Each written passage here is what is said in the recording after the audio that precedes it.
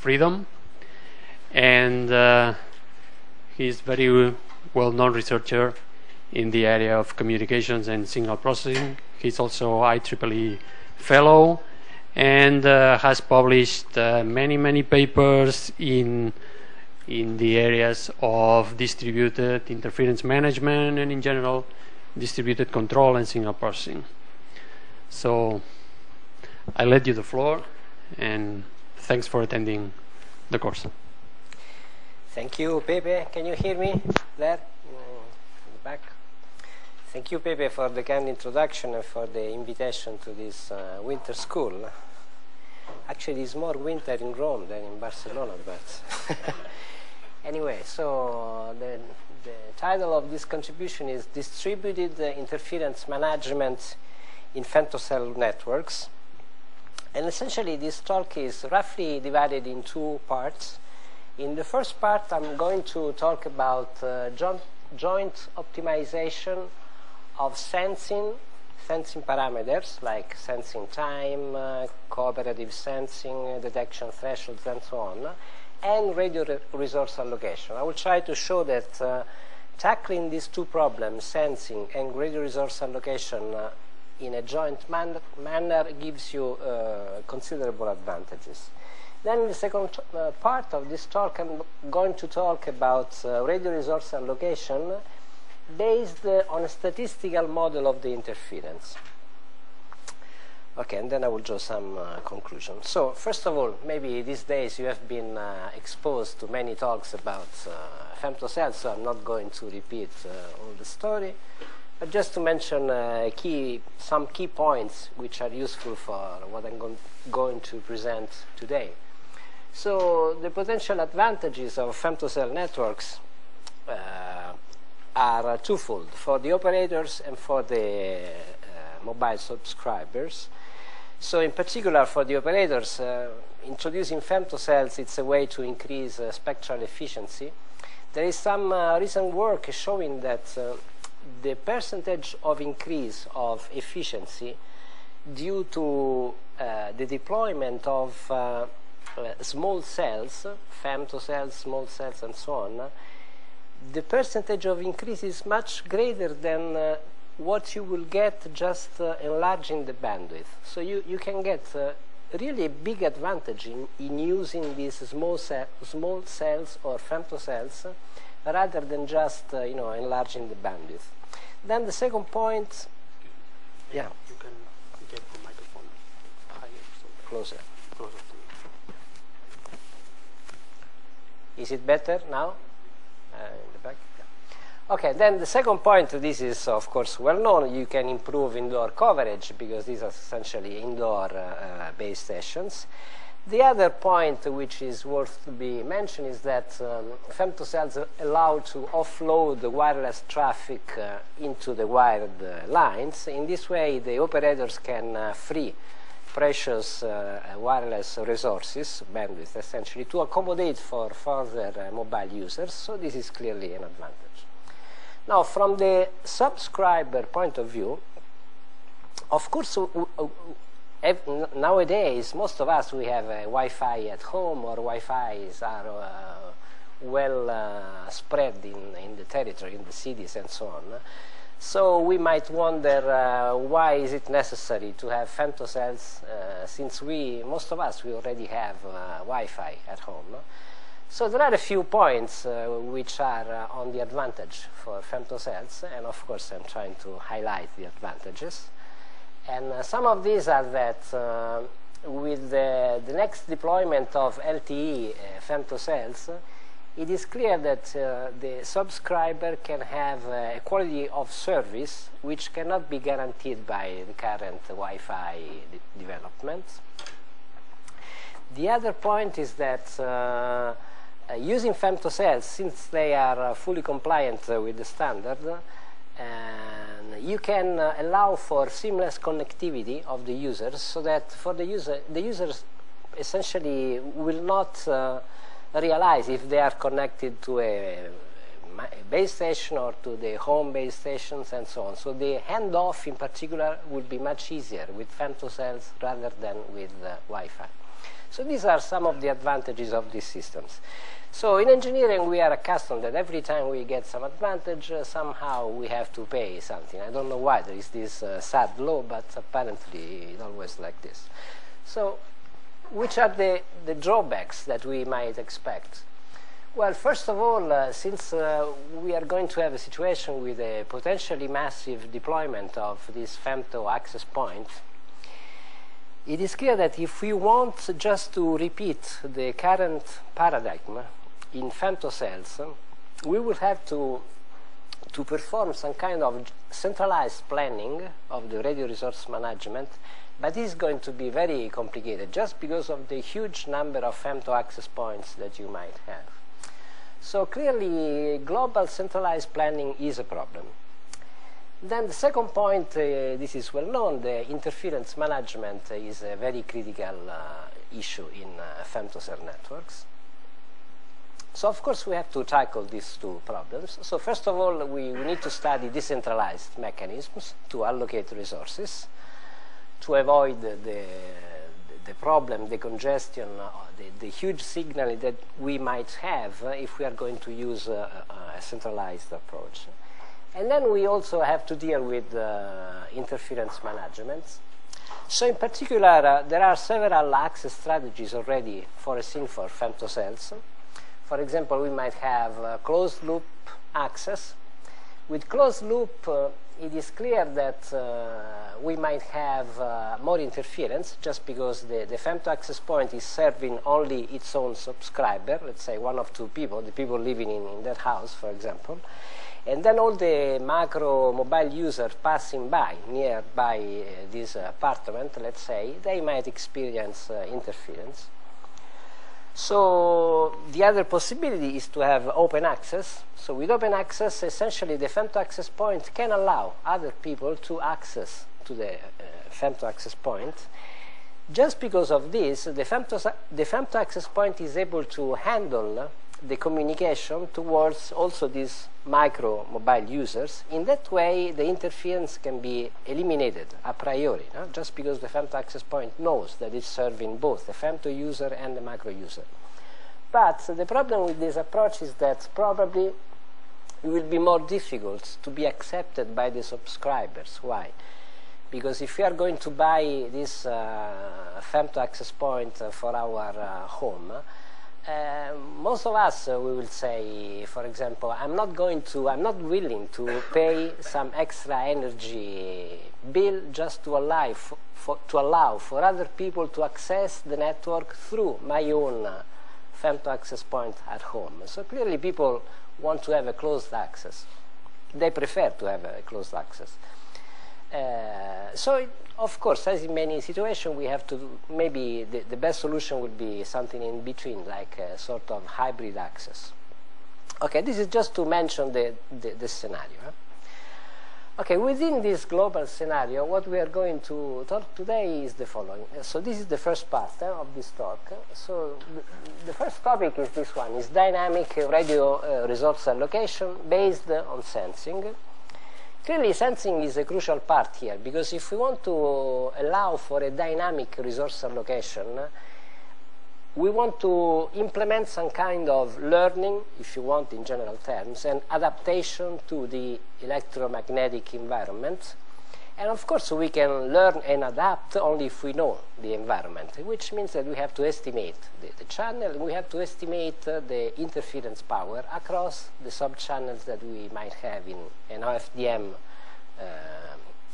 physical layer structure. So then I will, in particular, I will focus on the joint optimization of sensing parameters, detection thresholds, sensing time, cooperation strategy, all together, and vector power allocation. And then I will talk about the decentralized strategies to implement this kind of allocation. Okay. So again, just to motivate the problem, if we are going to sense the channels, because we want to estimate, for example, the interference energy and so on, of course we need time. So if we denote by T sub S, the sensing time. This will be part of the first time slot in each frame. So within this time, we estimate essentially the energy of the interference across all the sub-channels. But then, of course, if we dedicate this time for sensing, we are not sending information data at that time, so we are going to experience some rate loss. The second problem is that if we are going to sense the channel only in one position in space, so we have only one sensing node, let's say the femto-access point, for example, of course this can be, unreliable. Why? Just because of fading or shadowing phenomena. So, for example, I'm here, I'm in a shadow, but I don't know. I estimate the energy over a certain subcarrier. I see that the energy is low just because I am in shadow, but of course I cannot know that. Then I decide to allocate my bits over that sub-channel, and I create interference, or I do something that I should not do. Okay? So the way around to overcome this problem is that we need to incorporate some kind of cooperative sensing. So every sensing node should be able to talk with, let's say, few local neighbors, so that they can overcome this shadowing effect. And also they can, of course, exchange their data in order to improve their estimation accuracy, detection reliability, and so on. But also in this case, if I want to cooperate, of course cooperation needs time, needs signaling, and so on. So again, I need to incorporate this extra time, the cooperation time, which I call D sub C, into the problem. So overall, if I take into account both sensing time and cooperation time, and if we denote by T the payload duration, we are going to have a rate loss given by this ratio, right? The ratio of the payload time divided by the overall time necessary for sensing and cooperation. Okay.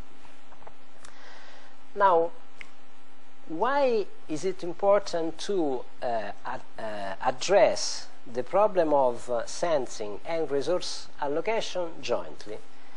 Okay, it is necessary to tackle these two problems jointly for the following reasons. For example, when we do sensing, first of all, we want to detect if there are interferences over our sub-channels, the channels we plan to use.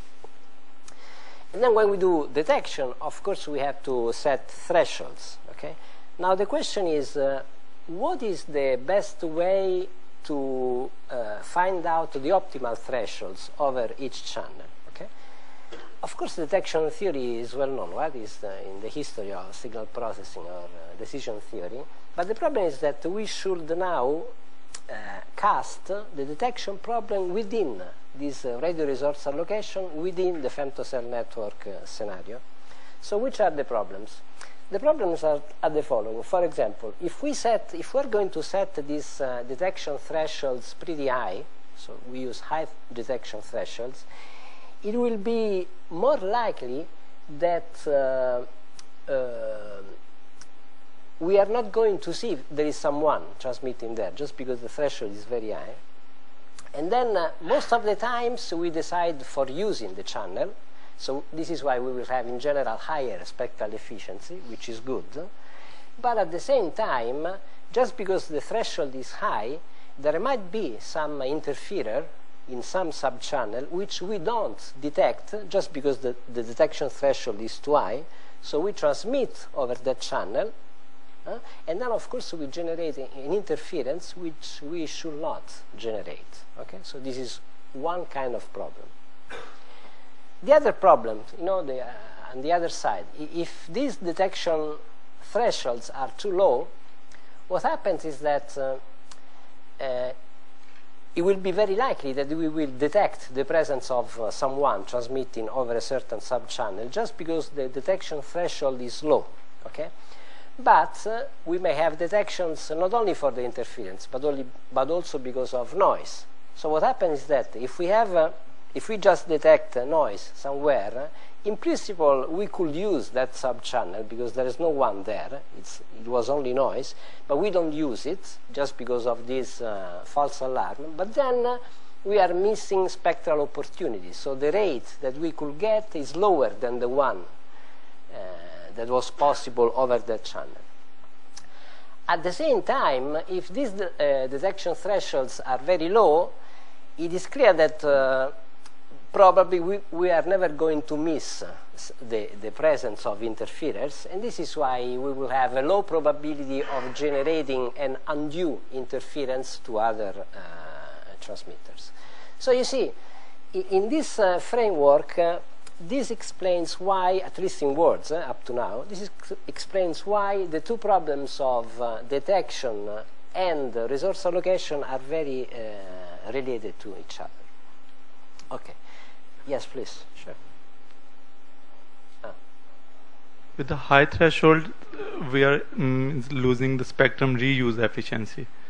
And with low thresholds, we are gaining in spectral efficiency. Right. But for example, if we go for example, high detection threshold, we will have some reuse efficiency which we cannot use because interference is high. So spectral efficiency will be low.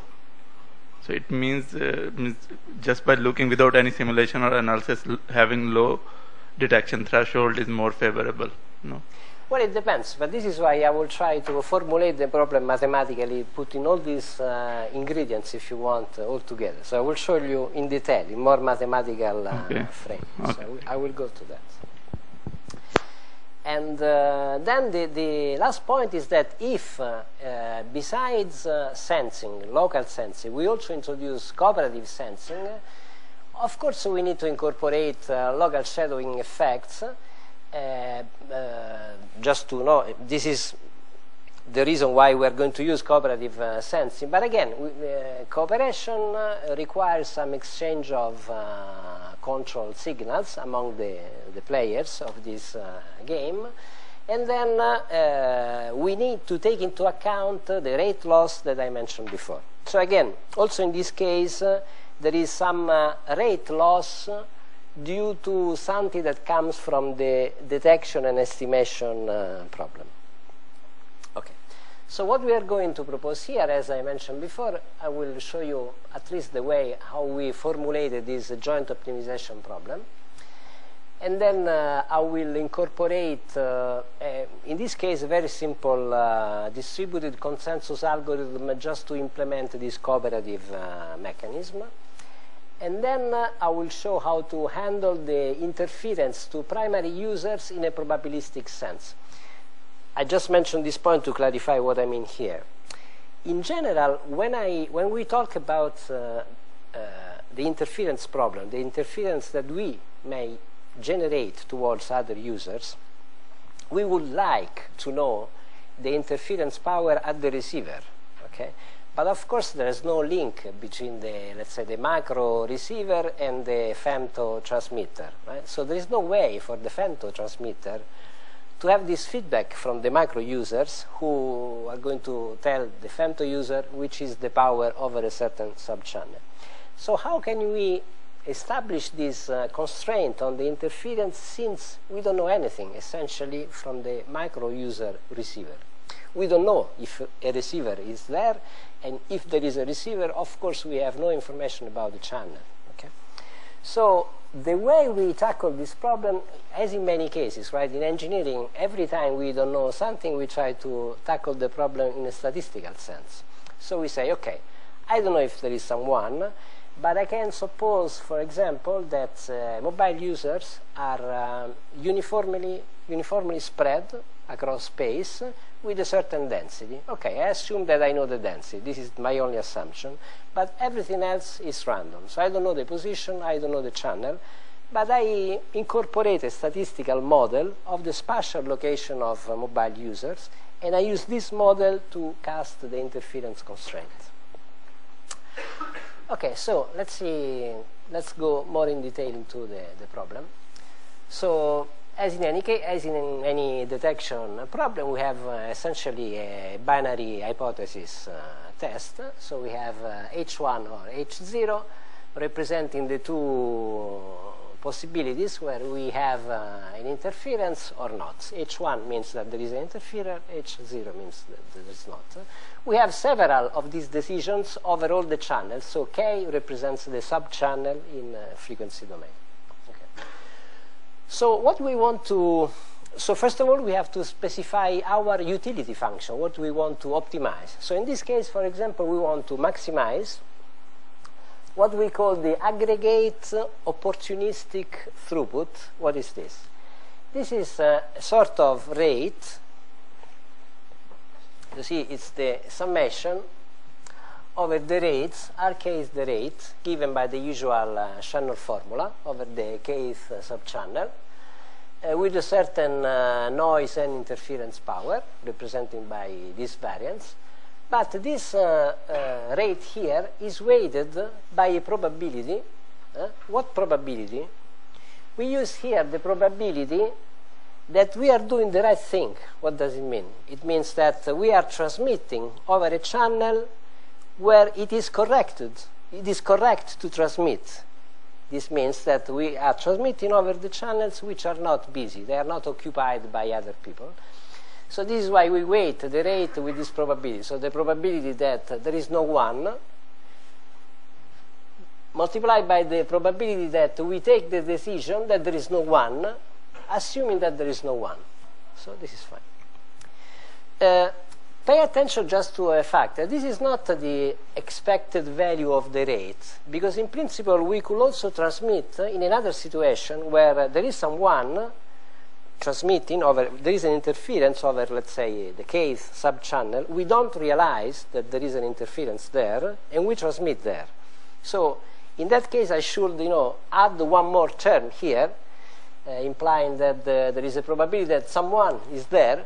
This is one, but I take the decision that no one is there, condition to that event. Okay, but I don't want to incorporate this term into the utility function. Why? Just because I want to maximize this function.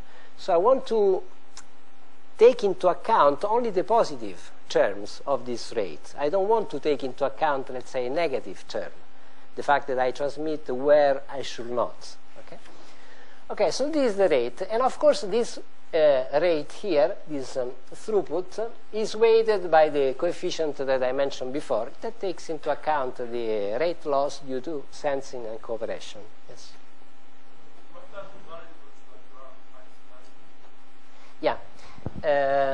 Here I only define the utility function. What we want to maximize is the set of thresholds over all the channels, and that will have an impact on this probability here. Yes. And at the same time, we want to so jointly, we want to maximize the power allocation over all the channels, so PK, over all the channels. Okay. Okay. So up to now, the problem is clear, right? We have a bunch of n channels. We want to find out the optimal thresholds over each channel and the optimal power vector such that the opportunistic throughput is maximum. Okay. Yes. If we are just calculating the throughput in the cases where there is no interferer, then this denominator should not contain interference term. Yeah, of course. Yeah. In fact, this is why I take this notation, let's say, broadly general, because I incorporate what is there. So I put there noise plus interference, if that is the case, or just noise. Okay. I put sigma k squared because the noise could be colored. So the noise power could be varying across sub-channels. I don't want necessarily to have it constant through frequency. Okay. Then constraints. So I mentioned the utility function that we want to maximize, but of course we also have constraints. So the first constraint, the most, let's say, the most interesting one or the most difficult one, is the interference constraint. So what does it mean? That the received power, PR sub k, received by some macro user over a certain sub-channel k, this power, we want the received power to be smaller than a given P minimum, a certain power. In general, we can think of this P min like the noise power at the receiver. So if the interference that I generate towards some interferer is less than the noise power, it's okay, because he's not going to realize that I'm producing interference. So what happens is that we have an interference only if the received power is greater than this minimum value P min. But as I said before, to apply this constraint, I will need to know the channel between the femto and the macro users over each channel. But this is something that is practically impossible to have, not just because there is no exchange of information between macro and femto users. Okay, so what we say is the following. We say, okay, there are, let's say, two sources of randomness in the channels between macro and femto users. One is the, let's say, the presence of multipath. We may have several paths from the two nodes. The other is the distance. The distance, of course, is going to affect the coefficients of this multipath propagation. But these are two different phenomena, right? One is distance and the other one is multipath. So what we say is the following. We say, for any given distance, let's suppose that someone will tell me what is the distance between the femto and the macro user. Let's call the distance R. Let's suppose for now that we know it. For that given distance, I may assume, for example, that the multiple paths are statistically uncorrelated.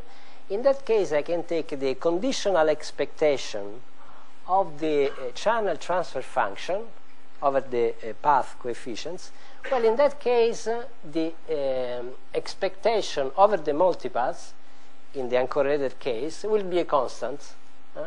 The only point to take into account is that this constant will depend on the distance between femto and macro user. Okay, now, if we relax the assumption that we know the distance, just because we don't know it, we can model the distance as a random variable.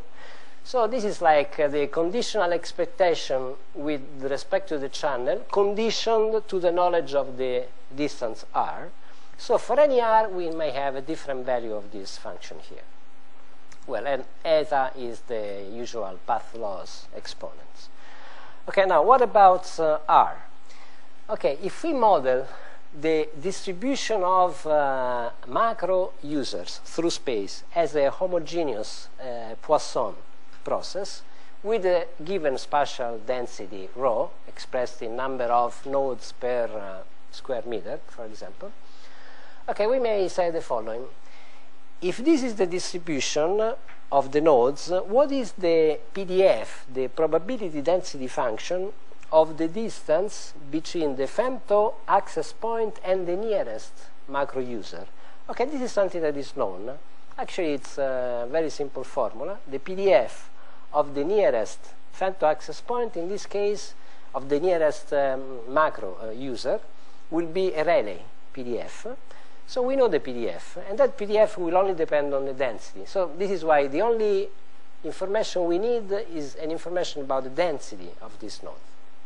Okay, if we know this density, we may say, okay, the power, the average interference generated by a femto access point towards macro users can be expressed in this way. You know, I just inserted the formula for the expected channel transfer function conditioned to R, and then we express the constraint in a probabilistic term. So what we say here is that we want that the probability that the received power will be less than the threshold at the receiver. We want this probability to be very high, so that we are confident that we are not going to generate an interference. But we express this confidence through a probability.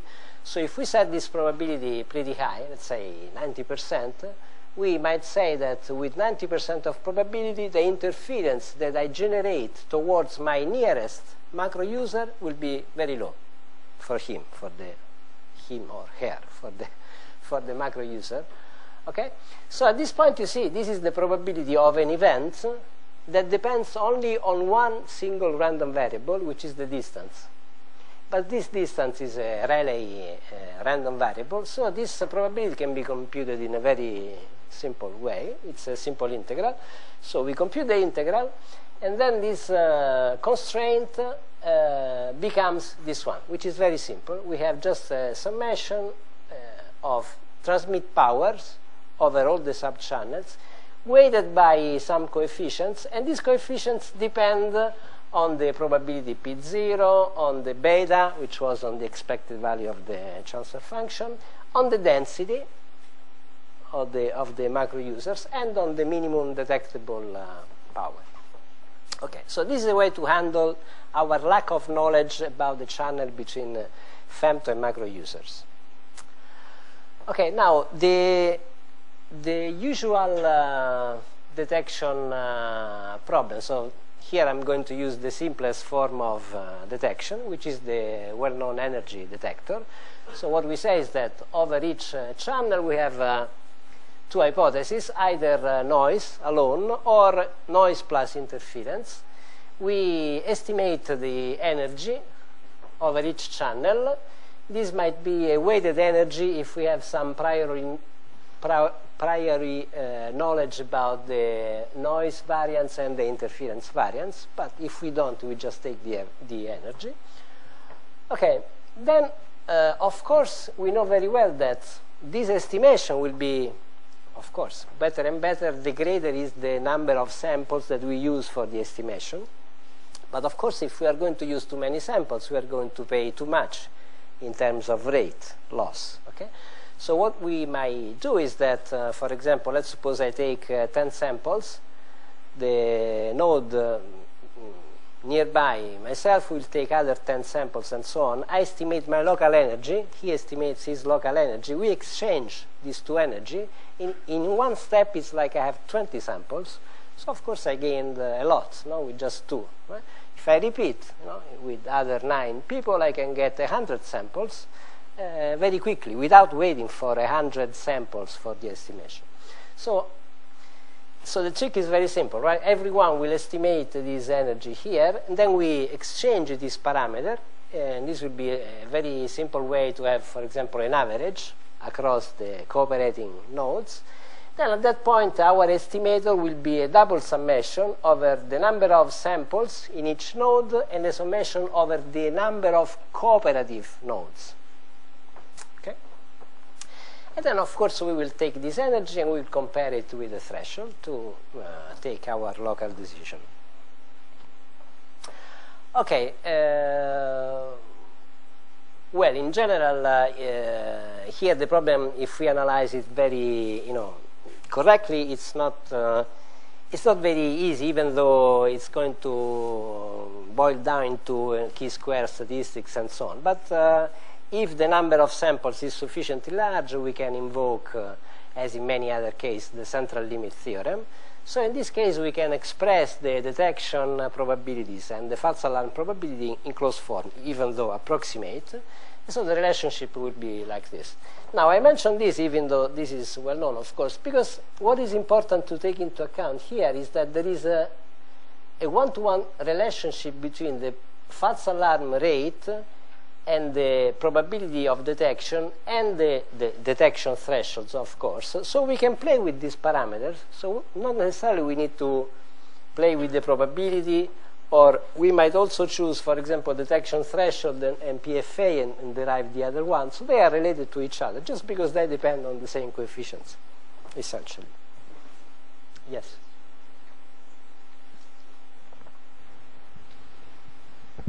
So you have samples from different nodes, right, which you are aggregating. Yeah. And those might not be IID now. They are, of course, independent, but they might not be identically distributed. So how do you think in this case, I am assuming, I didn't say that. Thank you for the comment. In this very simple framework, I am assuming that the measurements at different nodes, they are statistically independent. This is why I end up into this easy form of the. Otherwise, I should take into account the correlation among the nodes. No, actually, independence assumption, I would say that okay, it will hold to some extent if the nodes are kind of spatially apart. But it's the identically distributed assumption which kind of bugs me, especially if you are applying central limit theorem. Well, you need shifts? Well, you could, you could weight those energy in the right way. This would be the optimal detector. Okay. I mean, under the Gaussian assumption, so you might either have a Gaussian noise or a useful signal which we might model as a Gaussian noise, which of course it is not. Okay, but within this assumption, the optimal detector will be something like this. So you are weighing the samples in a particular way so that you get a Gaussian at the end. No. The Gaussianity comes from, let's say, from the central limit theorem. No, but for the central limit theorem, you need all your samples to be identically distributed. No, that's not necessary. No? That's not. That's the way that we usually study it, in the first, let's say, class on signals and systems or whatever. But the central limit theorem is valid in a much more general context. Also, you can also incorporate some kind of correlation among the random variables. Correct. They should not be, of course, correlated one-to-one. This is clear. This is just intuitively speaking. But if they are not correlated one-to-one, so essentially you have different variables. Also, if there is some correlation among the variables, you might still invoke the central limit theory in a more general form, of course. Okay, it's not the usual one. Sure.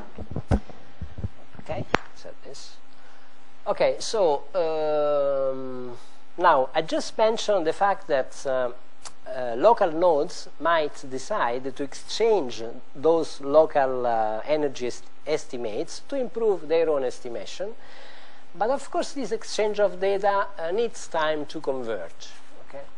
So the other problem we have to take into account here is that we want to achieve some kind of trade-off between the improvement that we can get through cooperation and the loss that we have to pay because of establishing this cooperation. Okay. Now, if we implement this kind of cooperation through a consensus meaning that I just exchange parameters with local neighbors, they send me their parameter, I send them my own estimates, we take local averages and so on, everyone does the same. At the end, it's very easy to show that under very mild conditions, everyone will converge to the average of the values that we exchange. Now the point is, how do we quantify the convergence time? Okay? Now, even though I'm not going to the detail about this, but you may think intuitively that what happens is the following. The convergence time depends on the connectivity of the nodes exchanging data. I'll try to clarify myself. If, for example, let's suppose we have this network of people who wants to cooperate, and let's suppose that I am connected with everyone. I have a direct link with every one of you, right? So at that point, I can exchange my data with every one of you. So after one slot, or the slots necessary for you to send me this data, I'm done. Because I have all the data, I just take the average, very simple, it's done. But of course, to do this, I have to pay a lot in terms of power, because I need to establish direct links with everyone, so probably also with distant nodes. On the other hand, the contrary, on the opposite side, I might be connected only with my neighbors, with my nearest neighbor, okay? He will be connected with the next, and so on. So if this is the connectivity, so the connectivity is very low in this second situation, of course it will take more time to converge, because I exchange data here, he will do the same, she will do the same, and so on. So this will take more time.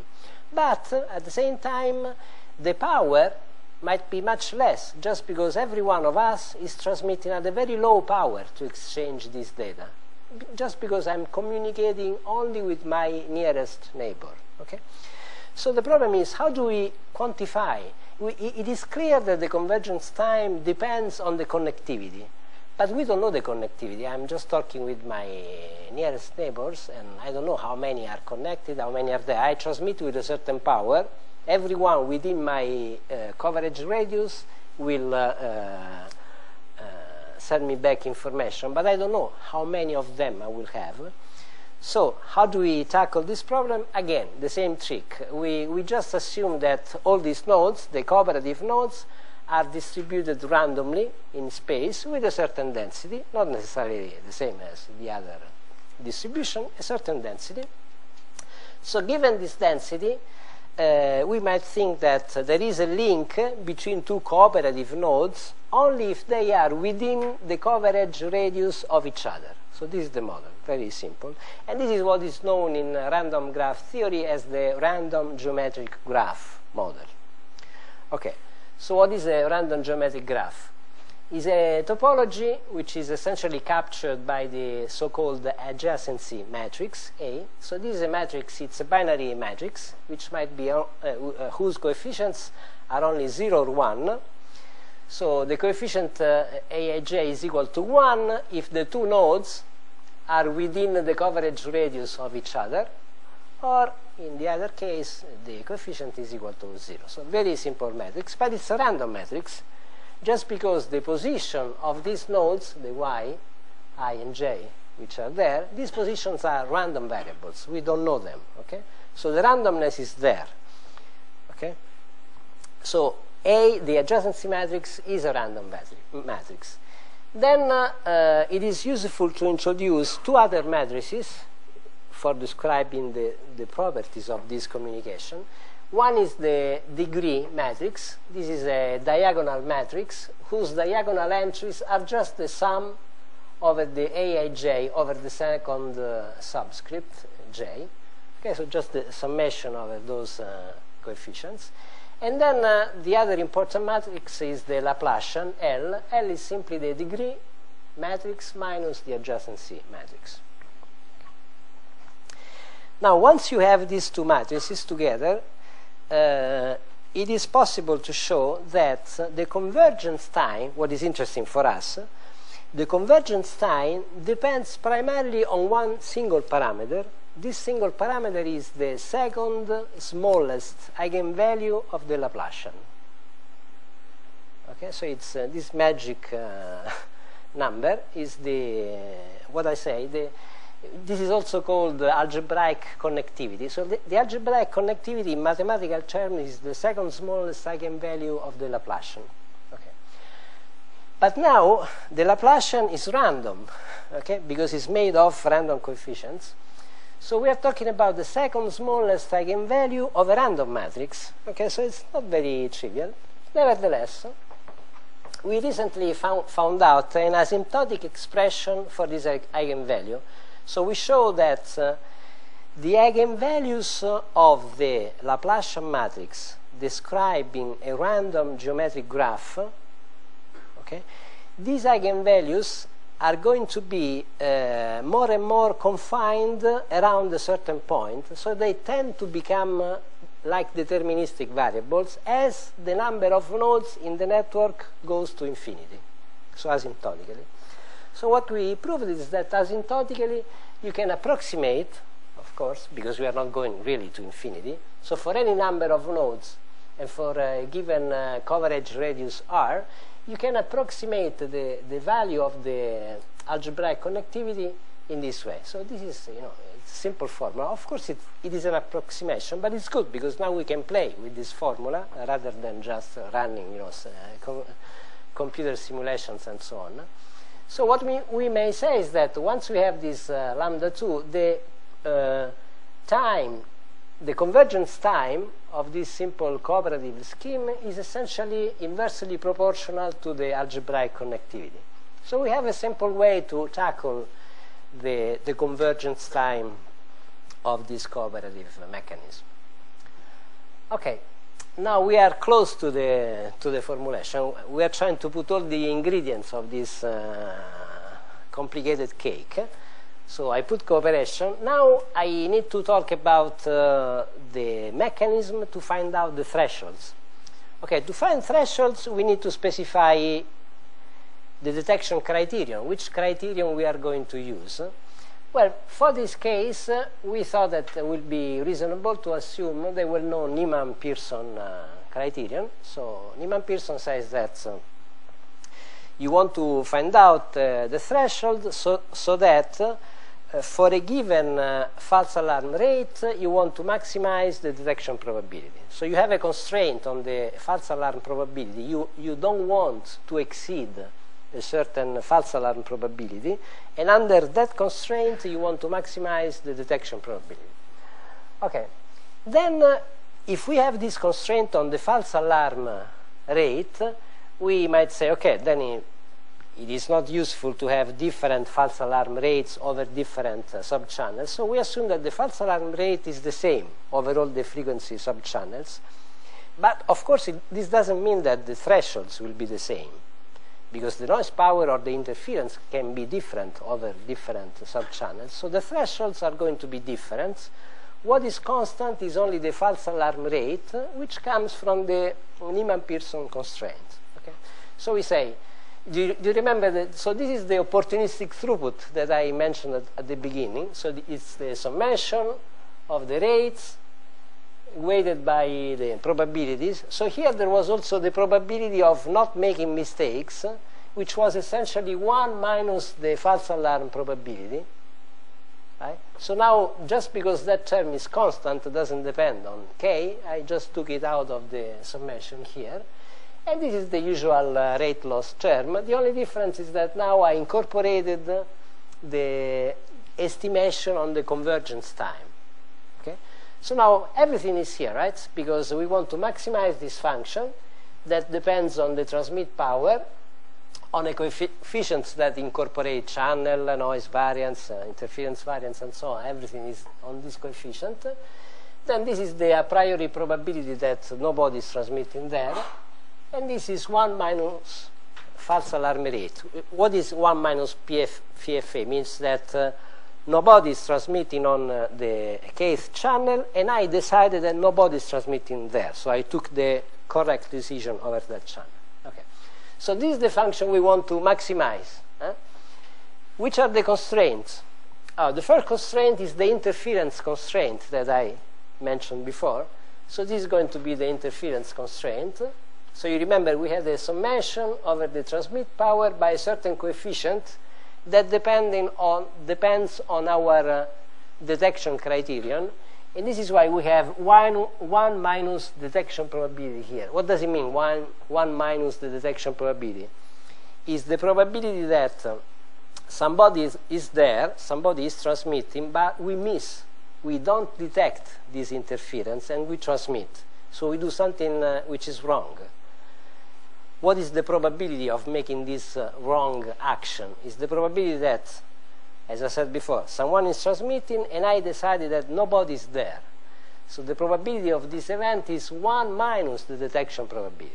Okay? So this is why we weight the transmission power pk by this probability times the probability that really someone was transmitting over the kth subchannel. So this is the interference constraint that I mentioned before. Now, which are the optimization variables? We are optimizing over the power allocation. Okay? We also want to optimize over the thresholds, as I mentioned before. But now, the interesting part is that actually we only have this unknown, the false alarm probability, because the detection thresholds will be given a certain false alarm probability, we will derive the detection thresholds. This is why we don't need now to compute directly the detection thresholds. We just want to compute the optimum false alarm probability, and then we will derive the thresholds consequently.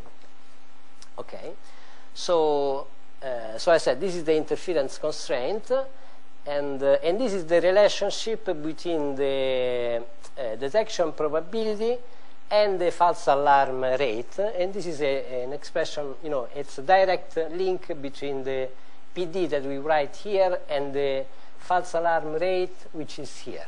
So again, these are coupled, the constraint and the utility functions are coupled to each other. Okay. So finally I can state the problem I want to solve.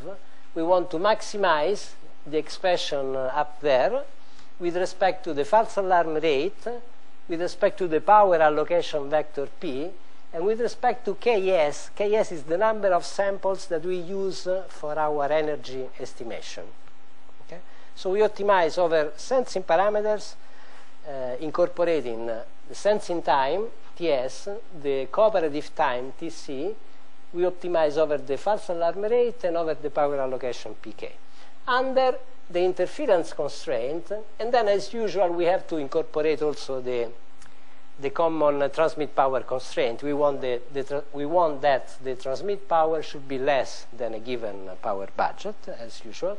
Of course, the power coefficients should be greater than 0, or at minimum 0.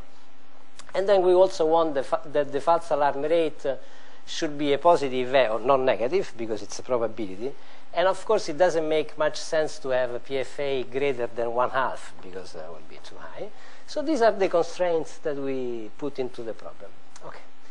Now we go to our convex optimization books. We look at this problem. So when we analyze this problem in the joint domain of the power vector P, the false alarm probability, and the number of samples Ks, this problem is not convex. But, there is a but, this is important. What happens is that if someone will tell us the false alarm probability and the number of samples Ks, this problem is convex. Okay? If I will know, someone will tell me, no? Ks and false alarm probability, the problem is convex. So I do the following. I assume to know the false alarm probability and Ks, and I find the optimal solution. And the solution is like this. You see, I think that this expression looks nice to me. Why? Because it is the usual water filling solution that we might encounter in all problems like this. The only interesting difference is that now the water level is not exactly water level, because it's a multi-level water filling. This level is going to vary across sub-channels. This level is going to depend now not only on the channel coefficients, on the power as usual, but it is also going to depend on the false alarm probability and on the number of samples used for the estimation. This is why this water level depends on those parameters there. Okay? But of course, I have not solved the problem yet. Why? Because I said, let's assume that I know the false alarm probability and the number of samples. But I don't. I don't know, of course. But I can do the following. Just because I have this closed form expression for the optimal power vector, I can plug this expression back to this utility function here. So I say, in any case, I know that there is a one-to-one relationship between false alarm rate, number of samples, and power vector. So I substitute into the power vector P the formula, the water filling formula that I mentioned before. Okay? This is useful. Why? Because when we do this, of course, we end up into a utility function where we substitute the optimal power vector function of the false alarm rate and number of samples. But now we only have a function of 2 variables. So still the problem was not convex, but at least it's simpler than before, because instead of having n plus 2, where n is the number of subcarriers, instead of having n plus 2 unknowns, I only have 2 unknowns. Okay, now, of course, the critical point is to study the behavior of this function here with respect to these variables, because if this function will be, will go up and down or vary a lot, having multiple maximum, of course, we will still be in trouble. But fortunately, just a second, this is an example, but also if you change the parameters, you are always going to end up into something that looks like this. So this is the utility function as a function of the number of parameters, Ks, and the false alarm rate, PFA here. So you see what happens is that there are 2 very nice features. One is that this function is clearly a smooth function, and the most important thing, it is a smooth function of these parameters. It is not convex, but who cares, right? What is important is that we only have one maximum for this function. Yes?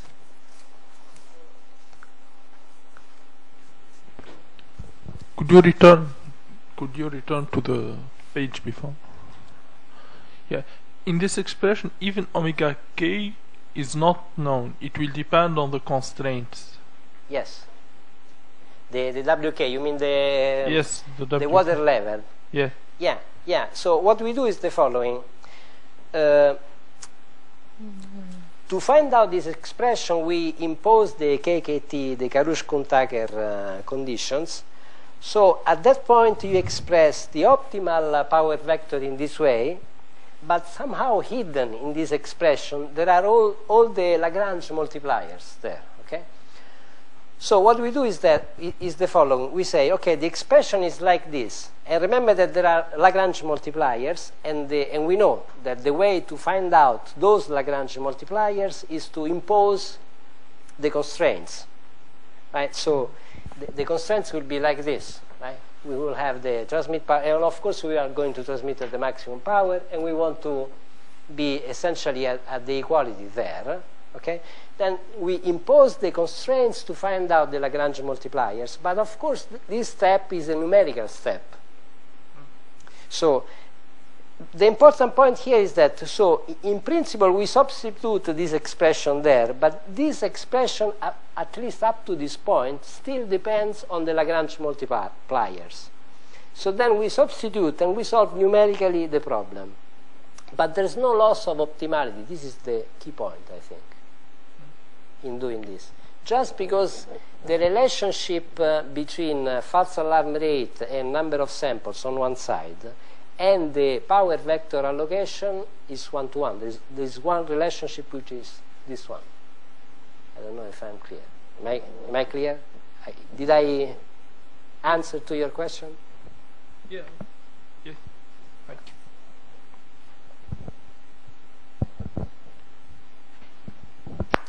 Okay, so what we may say here, even though we cannot formulate it as a theorem, okay, probably there is a way, but at least we haven't been able to formulate it as a theorem to say that there is only a unique pair of points, false alarm probability and number of samples, such that this function is maximum.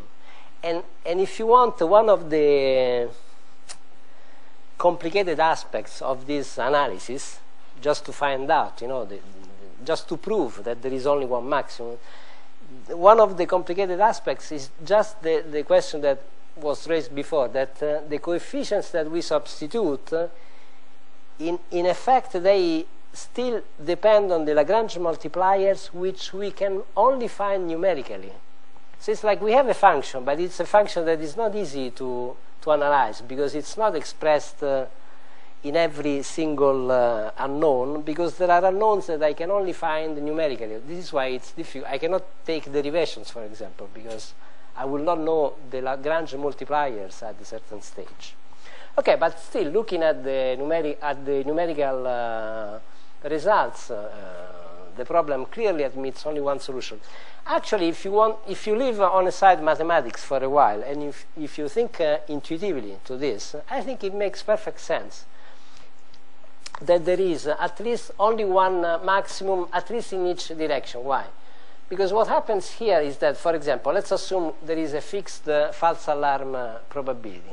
For any false alarm probability, if I am going to change the number of samples, at the beginning I'm going to improve. Why? Because my estimation of the energy is going to be better and better. This is why I improve. Okay?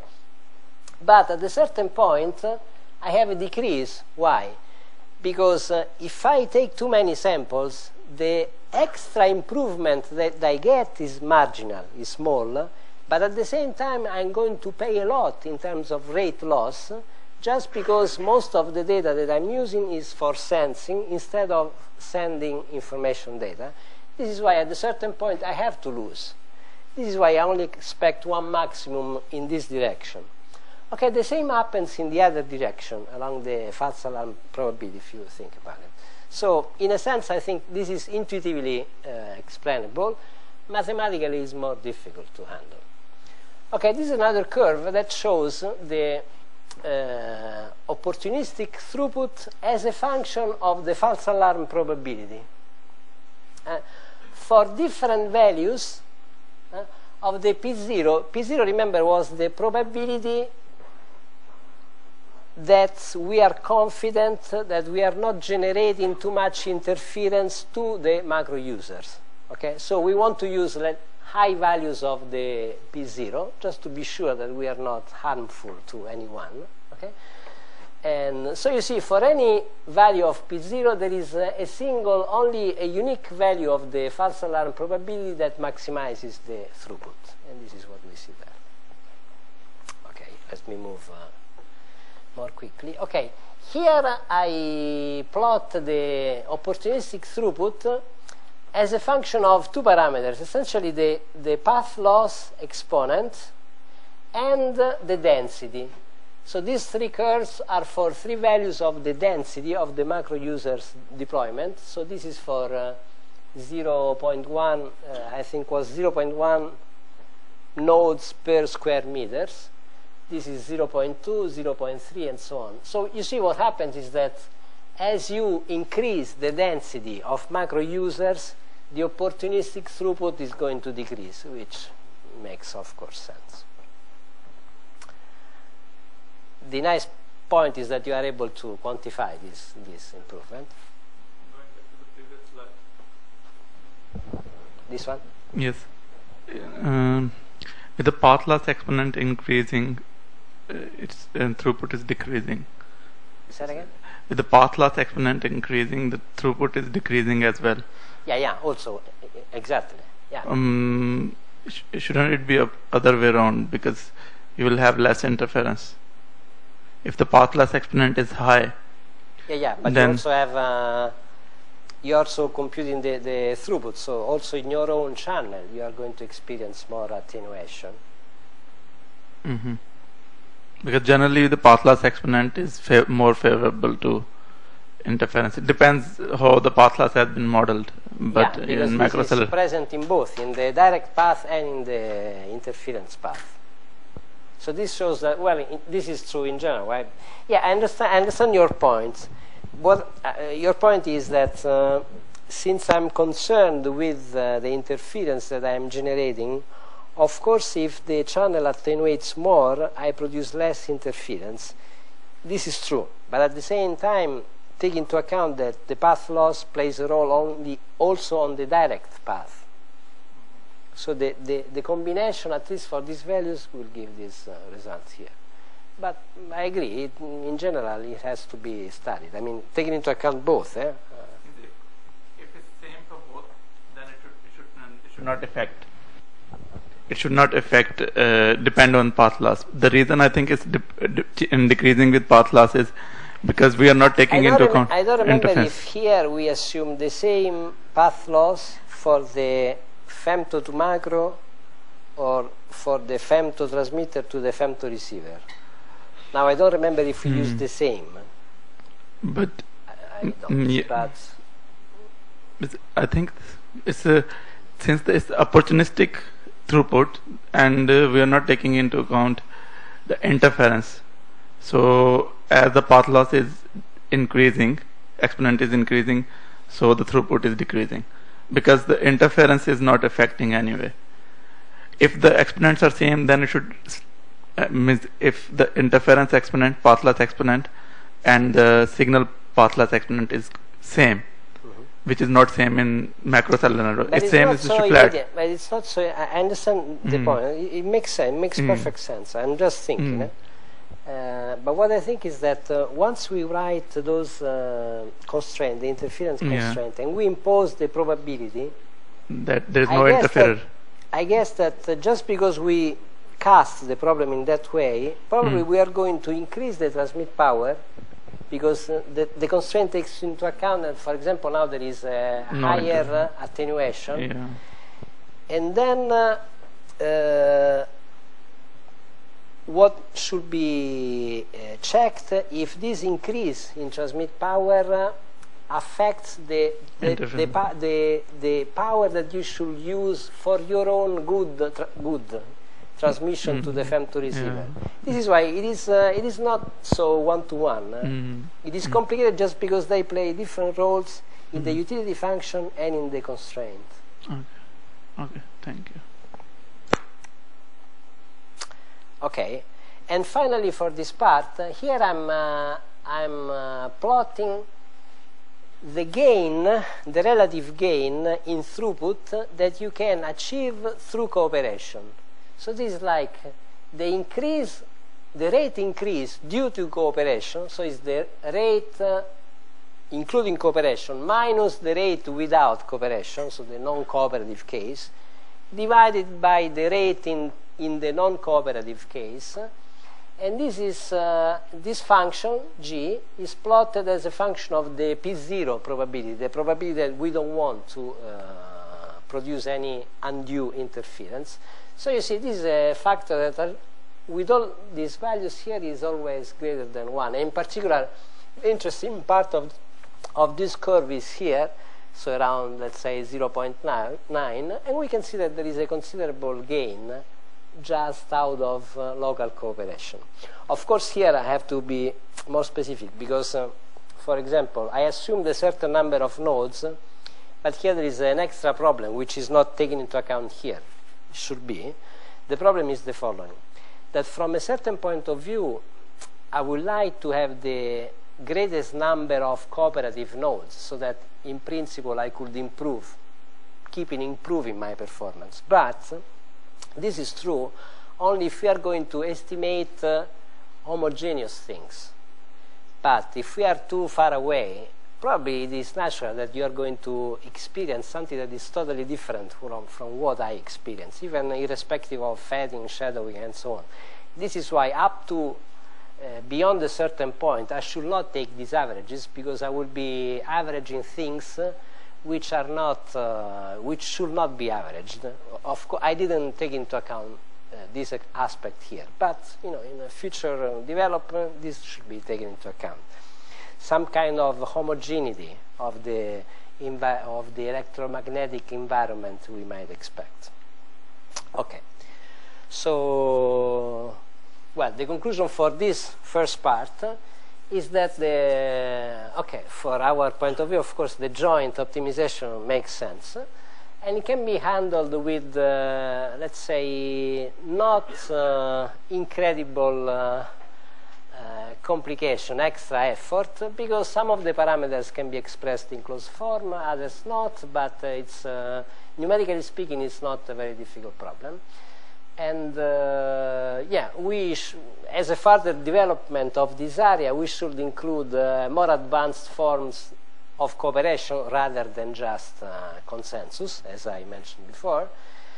We should consider non-homogeneous interference, and we should also take into account more explicitly the power necessary to establish the link for cooperation should be also taken into account. So in a way, one should take into account a global power, considering the power for cooperation and the power for transmission.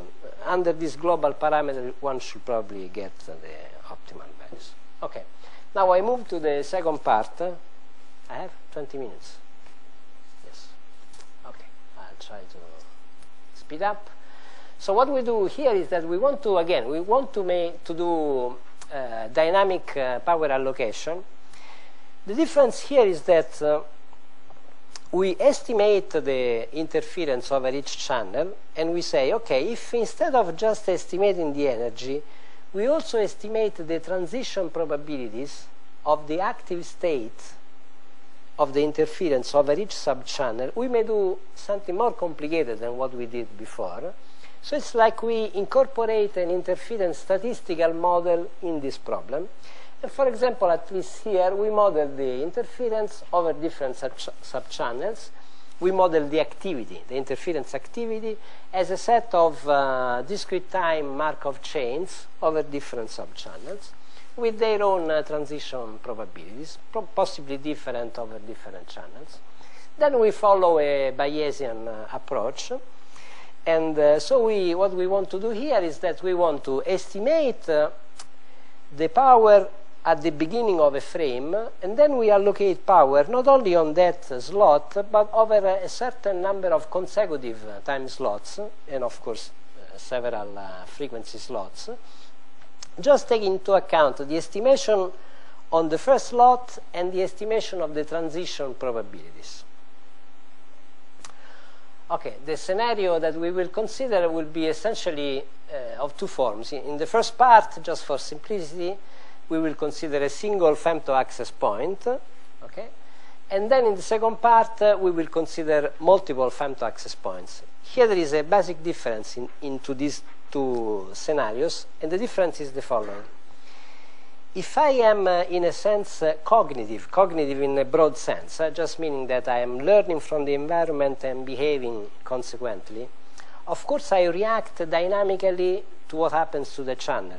So if I am the only, let's say, femto user or cognitive user, then I am the only one reacting, but if all the other users are macro users, they are not counter-reacting to my own choices. Okay, so this is one scenario.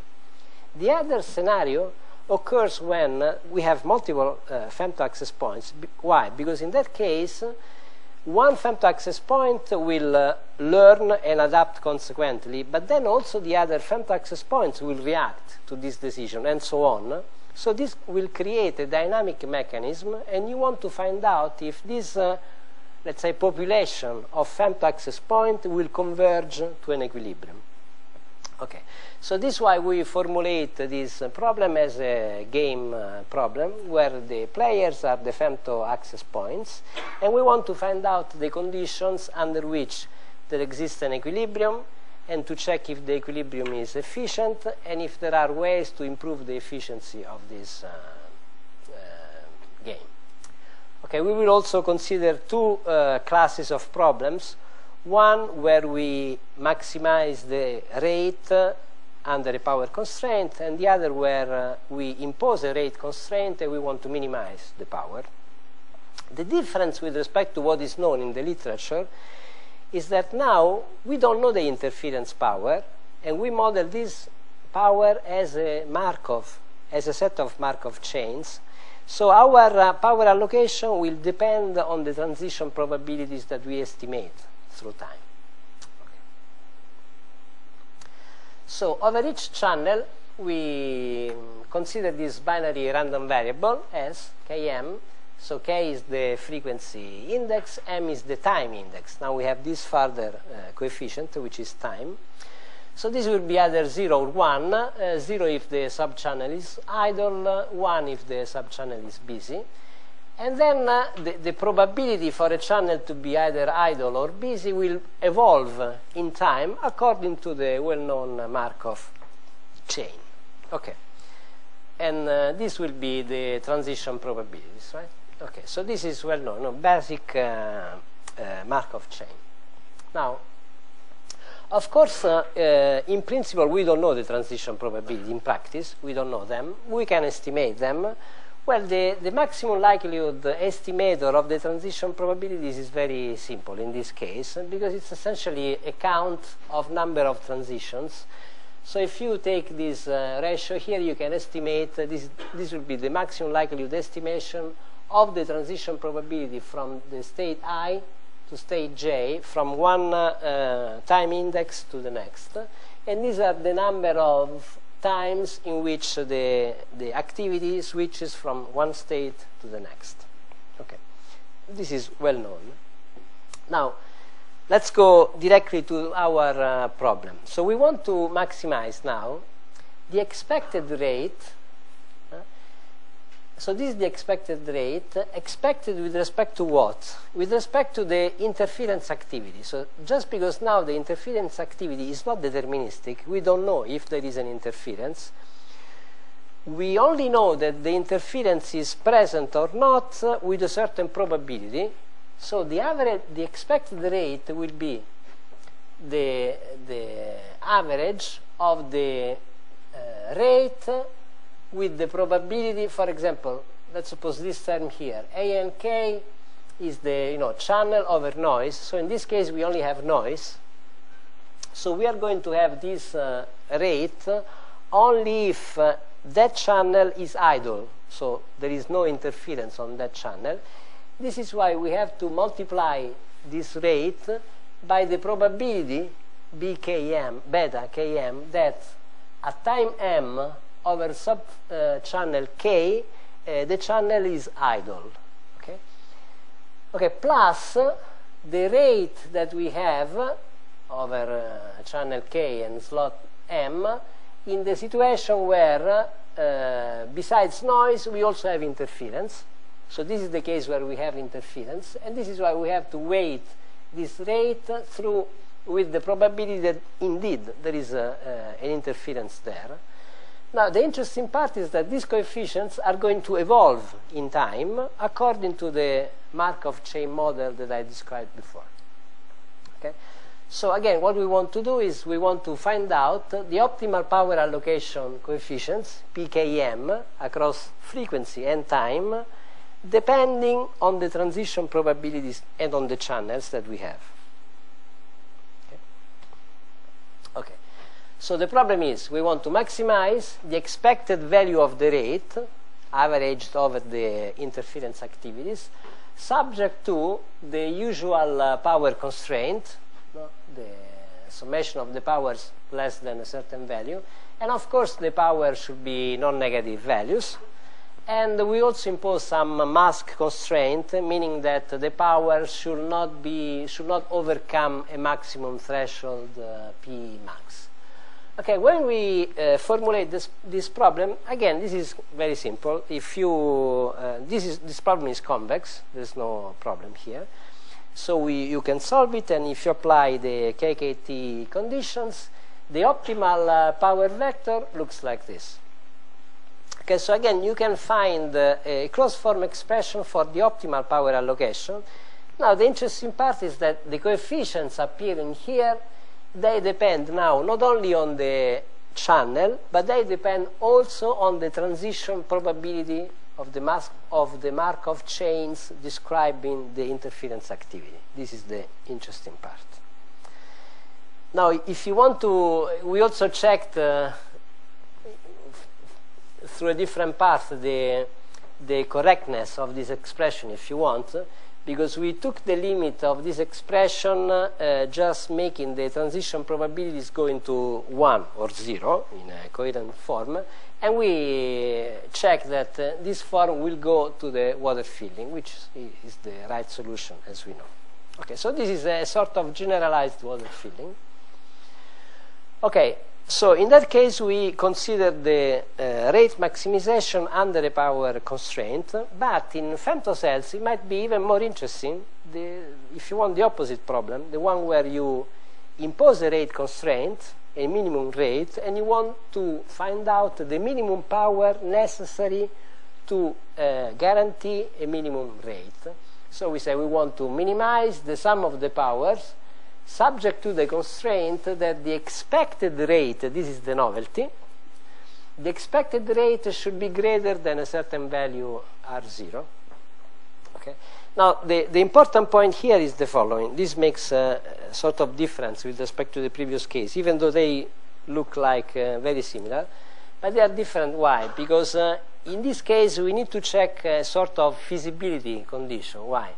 Because if we, for example, we put a value R0 too large, there could be cases in which there is no power vector P that guarantees that our expected rate will be greater than the value R0 that we imposed a priori. So we need to check a priori this kind of feasibility condition.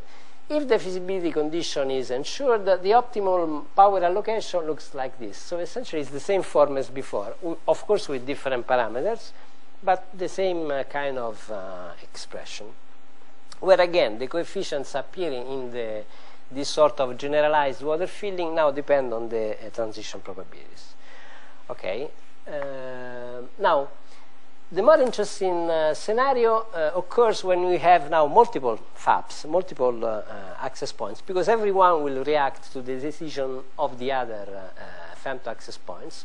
So this is why we formulate this problem as a game where each player, Q, wants to maximize its own expected rate, this kind of Bayesian game, subject to the power constraint, okay, and where this constraint can be expressed in this form, implying, as before, that the sum of the power is less than a certain value, non-negative powers, and so on. Okay, so if we look at this problem, we can check, and this is very easy, that the payoff function of each player is a concave function, and the feasible set of every player is a compact and convex set. So under this condition, the game admits a non-empty solution. So there exists a solution. This is the first easy thing to check. Then in a previous paper, we showed how to solve this game, find the equilibrium, through a variational inequality approach, which allowed us to propose this kind of iterative gradient projection algorithm. I will not go into the details of this. This is already in the literature. Now, because I want to concentrate with other things. Now, the important point here is that the equilibrium that we are going to find, this equilibrium might not be efficient at all. Now, this might happen. Even if all the nodes converge to a certain equilibrium, this equilibrium can be far from the so-called Pareto boundary frontier. So what can we do to improve upon the efficiency of this game? Okay, the usual way is that we need to incorporate some coordination. Again, we need to make nodes to coordinate with each other. When we say coordinate, now we distinguish between coordination and cooperation. When we say coordination, we mean that these nodes are only exchanging some parameters. They are not exchanging data. They are only exchanging parameters. Okay. So what happens is the following: is that if you want to make your equilibrium to be more and more efficient, you should take into account, when you choose your own strategy, let's say the damage that you do to the other people. I'll try to put it differently. Every time I transmit over a certain channel, of course I'm also generating interference to the others. So if I take into account the extra interference that I produce to the other users when I do my own maximization, probably I will do something better than in the purely competitive case. Actually, this can be proved. Okay, there are these beautiful papers on pricing mechanisms. There was this paper by Shi, Berry, Honig, and so on, proving that if instead of maximizing your own rate, you maximize the sum of the rates of all the users, you may approximate the solution. This will be an approximation, just because if you consider the sum of the rate, this is a non-convex function of the power allocation, so it's a very difficult problem to solve. Nevertheless, you can approach this solution through the pricing mechanism. Okay? What happens, of course I will not go into the mathematical details, it's like you do the same. When you take the sum of the rates, your own rate is a convex function, I mean it's a concave function of your power allocation, and you want to maximize this function, so this is fine, right? Because it's a concave function of powers, so this is fine. But your power also appears in the rate of the others, and when it appears there, it's a convex function. For the other rates are convex function of my own power. This is why we have a summation of function where my own rate is a concave function of my power, plus other terms which are convex functions of my power. The trick, if I have to say, without the mathematics, the trick is that I consider the good rate, my own rate, as it is. So I don't make any approximation. So I keep this concave function because that is fine. But for the convex part, I approximate that convex function as a linear. So I make it's like taking the, let's say, first order Taylor series expansion. This is why it's an approximation. And of course, that expansion depends on the point where I do the expansion. This is why I need an iterative mechanism. So I'll try to explain what happens, without mathematics. I don't know if I'm clear, but I'm just trying to give you the intuition underlying that. Okay, so in essence, you need to exchange these prices, and these prices are, you see, minus the derivative of the expected rate with respect to the interference that you generate towards the others. So when you incorporate these terms into our formulation, we say that we have this game where we want to maximize the expected rate, okay? But now we also have an extra terms that takes into account the interference that we generate towards the others. Okay? In principle, it looks like I just have a loss, right? Because instead of being in the competitive case, I am purely selfish. I only consider myself, right?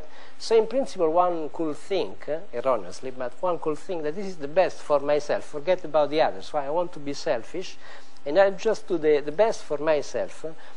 So one could think that actually that should be the optimal strategy. This is not true. Why? Because this is a game. So every time I adopt a strategy, also the other players are going to adopt a strategy. So what happens here, again, intuitively, is that if I'm not selfish and I consider what is the interference that I generate to the others because of my actions, I know that also the other players are going to adopt the same strategy. So they will also care about the interference they will produce towards me. This is why at the end, indeed, I can reach a better result than in the purely competitive case. Okay, so again, we solve this problem. This can be solved in closed form, and this will be the optimal power allocation in a form close to the previous one. Okay, this is the algorithm. I only have 3 minutes, so I will show you just the result. Okay, this is the equivalent case where we minimize the transmit power under a rate constraint for all the players. And well, in this case, this problem can be formulated as a potential game. Potential game means that there exists a function called the potential, such that any strategy that increases the payoff, the local payoff of a player, is also going to increase the potential function. And this is true for every user. So it's like every time, even though we are doing the best for ourselves, if the game is a potential game, even without knowing, we are doing the good for everyone. This is the goodness of potential games. But it's a generalized potential game because there is a constraint in the feasibility set. So the feasibility set of each player is dependent on the actions taken by the other players. Okay, I will not go into this, it's complicated. Let's go to some simulation. So, first result here, I plot the expected rate as a function of number of time slots where we allocate power for different conditions. The conditions are the following. The green one, the top one, is the case where we know in advance the activity of the interference. Like we know the future. Someone tells us the future over this number of time slots. Okay? This is an idealistic case, but just as a benchmark, right? So the green curve is the one where we know the future. All the other curves are only assuming a statistical knowledge. So we estimate the transition probabilities. We use them in the algorithm that I proposed before. So you see what happened. And then, of course, we may use models with different order for the discrete time Markov chain. So as the order increases, you see we go from 1 to 2 to 3. So the blue will be the order 3. We see that we start from here. So this is the case where we have no knowledge about the future. It's like we measure something here, and we assume that the future will be exactly the same as the present. This is what gives this curve here. Okay? The simplest case, I estimate something on this time slot, and I assume that on the next time slot, the situation is going to remain exactly the same. Okay? In the other case, we are incorporating the estimation of the transition probability, and we find out the optimal power allocation in that case. So you see, what happens is that you can approach the ideal case of perfect knowledge as the order of the Markov chain increases. See, you go there. And you can also check what is the penalty that you have to pay because of the lack of knowledge of these transition probabilities. Because, for example, the blue curve with the squares on top is with transition probabilities known. The other ones are the case where you estimate sequentially these transition probabilities. So there is an extra penalty due to the estimation errors. Okay, this is what happens to the sum of the rate as a function of the number of time slots, because you start estimating something, so at the beginning your estimation will be very poor. Then you sequentially update. So after, let's say, 30, 40 blocks, this shows that essentially you reach the final values. Okay, so you don't need an extremely high number of blocks to converge. Okay, now the converse. We are running now the minimum power problem under a rate constraint. So again, the green curve is the power that you need to guarantee a certain rate in the case where you have perfect knowledge of the future. So this is the green case. The blue one is the case where you assume that the future is going to be the same as the present. So you have, and this is the loss that you pay. And these are the cases that we achieve with our algorithms where we estimate the transition probabilities. Okay, now this will be the last two slides. So I don't want to make you stand more than necessary. So the question now is to be competitive or to be cooperative, right? So what I compare here is the sum rate that we achieve in the purely competitive case and the sum rate that we achieve in the cooperative case here. Okay? Again, in the situation where you have perfect channel knowledge, no channel knowledge, just assume that the future is equal to the present, and with our Bayesian approach, the red curve. So without cooperation, with cooperation. So if you check the numbers that you get into this case, you may see that there is a considerable advantage in terms of sum rate, looking at the numbers here, even if the behaviors are similar, but the numbers are greater in the cooperative case. Meaning that if you can afford for this cooperation, so this exchange of prices, you are just exchanging prices among the nodes, you may get a considerable advantage in terms of rates. Why is so little difference between the competitive and cooperative? So little, I don't know, it depends. You know, because it depends, of course, on the channels, conditions, and so on. In non-cooperative so these are not games, absolute numbers, right? They are conditioned to the channels that we generated in that case, and on the transition probabilities, of course.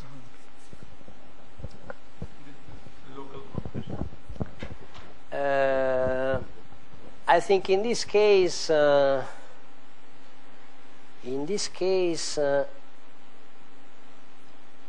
local cooperation, yeah, but through a sort of network. So it is like as if you are cooperating with all the ones. So here, for example, we had 10 femto-access points allocating over 12 consecutive frequency subchannels and different numbers of time slots. Okay, so but these 10 are all cooperating with each other. So it's like this is the sum rate for all of them. So the sum rate is excluding the signaling required for cooperation? Yeah. Here the sum rate is the sum rate, so it doesn't take into account the signaling. Cooperation loss. Loss. Yeah. Okay. So effectively the game would be lesser than this. Actually it would be less, at least in this case, yes. That's true.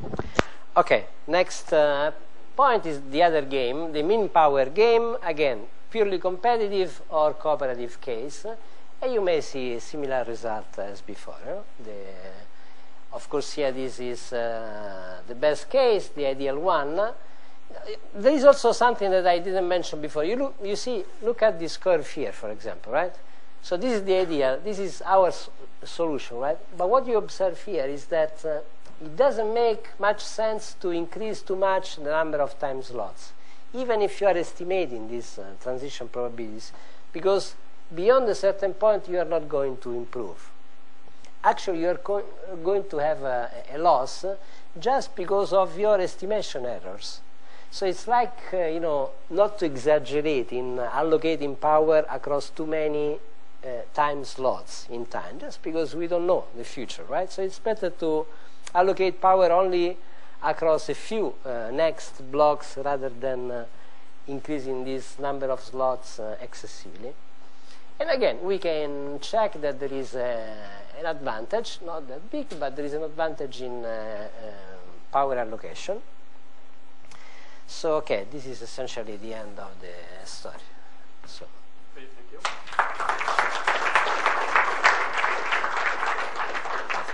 Maybe we have time for a quick question. Yeah. So if there is none, I'll have one myself. Yeah. Is that when you do some cooperation, you need to exchange those prices, and then these prices needs to be quantified. So how much do you lose by quantifying those prices in terms of performance? Quantization. Yes. Quantization. Yeah, this is something that we did in a recent paper. We did the following. We said, just because we are going to exchange these prices through the backhaul, and that backhaul typically is an internet link, we might have two kinds of problems. One is quantization, the one that you mentioned. The other one is that in some cases there might be an excessive delay in communicating these prices through the internet, which is a best effort communication, right? So we tackled this problem in this way. We said, okay, we assumed a very simple protocol from a network point of view. We said, we establish a maximum delay, and we say that if we receive this price within this delay, it's okay. Otherwise, if the delay is over this value, we just drop. We don't consider that packet anymore. So we consider this kind of random graph again, where the graph describes the links where you exchange these signals, okay? But this graph is random just because on every link, the probability that the link is on is equal to the probability that the packet is received correctly within the maximum delay, okay? So we studied this problem within this random graph theory again, and we proved under what conditions you can still ensure that the system will converge to the right value. So you might still converge. Of course, again, you have to pay something. What you pay is that you need more time. So you don't need to implement a complicated protocol to handle the retransmission of packets. You may drop that. You may be really on a simple case. But you lose in terms of time, because this is what we show, at least. So, but both quantization errors and random packet drops can be handled in this pricing mechanism. Yeah. Okay, thanks, Sergio, for nice presentation. Thank you for listening.